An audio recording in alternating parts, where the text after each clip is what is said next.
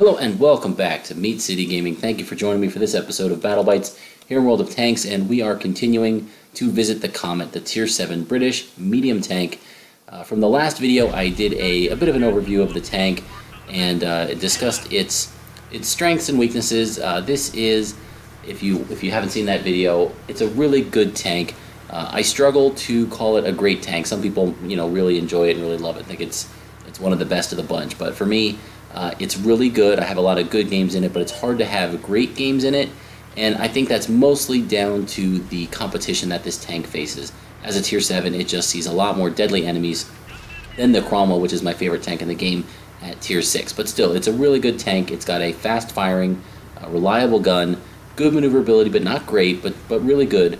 And this thing's speciality is to fight on hilltops. It has great gun depression and a nice armored mantlet on the front of the turret there. Not much armor anywhere else, but that is a reliable place. If you can get hull down, poke over ridge lines, and put shots into the enemy, you'll be doing well in the Comet.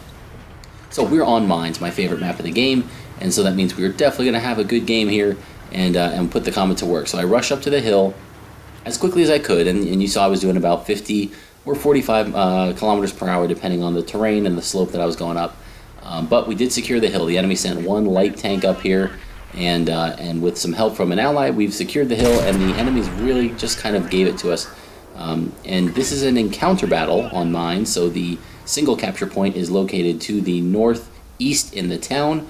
And so I guess sometimes when you have a game like this, the encounter mode, people don't think it's as important to win the hill, but as far as I'm concerned, it's always important. If you're on Mines, you want to win the hill. We've got a great opportunity here. A T-29 on the enemy team was down to just a sliver of health. We're able to rush in there and remove that very deadly Tier 7 tank from the game with a shot into his front upper plate, which was slightly less angled because we were above him in terms of elevation. And so now we're able to be a little more aggressive, that we've removed a couple of tanks here. Our allies are capturing, and the enemy need to try and do something to reset the cap so we can get a little more aggressive, try and spot into the enemy base, and we see an IS, the Russian Tier 7 heavy tank. Down here, we're putting a couple shots in. We did get one shot into his front plate there as he kind of smoothed his angle out towards us. But if he puts any kind of angling on his tank at all, I'm going to have some trouble going through, and so I switched to premium. But wow, did you see that? That was a big old shell, probably a 122 millimeter from the IS. Not necessarily, but it could have been. And based on how quickly he was firing, I think it was. That just bounced off the front of our mantlet there. We were hull down, he couldn't see the rest of our tank, all he could see was the front of the mantlet. He took a shot and it bounced right off, so that's a great result in this tank. And speaking of Russian tanks that are deadly with big guns, it's the ISU 152, the turretless tank destroyer at Tier 8 for the Russians, and that thing could have a 152 millimeter derp gun. So we're going to poke out and use our quick aim time and rapid firing gun to poke, fire a shot, and then pull back and not let that ISU really aim in on us.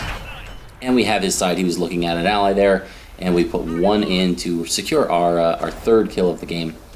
And so now there's an AMX 5100, I believe that it is down there. And we bounced another shot, another one off the front of our mantlet, I believe.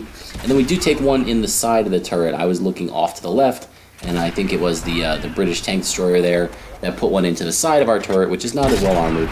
But now we have him here. We are up above him in terms of elevation. We're hull down. He cannot see much of our tank at all, and all he can see is the front of our mantlet, and we can just pump round after round. Look at this rate of fire on this gun. This is what the Comet is all about. If you can get a tank's flank and they cannot shoot at you or not shoot at you in a favorable way, you can really pump out some damage. I constantly compare this tank to the Cromwell because it's the tank that leads to it. It's my favorite tank.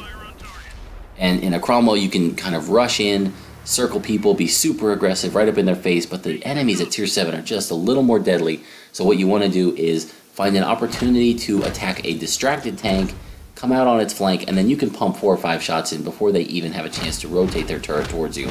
And then the low alpha damage on the gun here for the Comet really won't be a problem because you can rack up the damage very quickly if you can fire uninterrupted.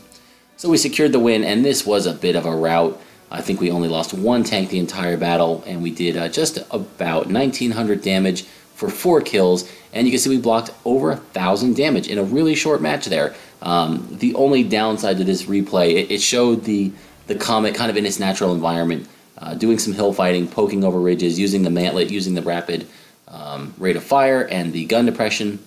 The only shame was that our team was so good that it turned out to be a quick game, so we didn't get to see a prolonged battle using those strengths of the tank. But I think you got the point from that. Again, this is the second video on the Comet, so I don't want to go into it too much longer. I think between the two videos, you get a good feel for this tank. It's definitely one you should try out. I really enjoyed grinding through it. I just didn't continue to play it after I unlocked the next tank in the line, the Centurion, which I didn't even purchase. I wanted to focus on some other lines at the time. So you can see the detailed stats here, 1,389 base XP for our 4 kills, and just shy of 1,900 damage. And that was with 26 shots fired, 20 direct hits, and 17 penetration. So good characteristics for the gun throughout the battle, and hopefully you enjoyed that. If you did, feel free to give a thumbs up and subscribe for future videos, and I'll see you next time.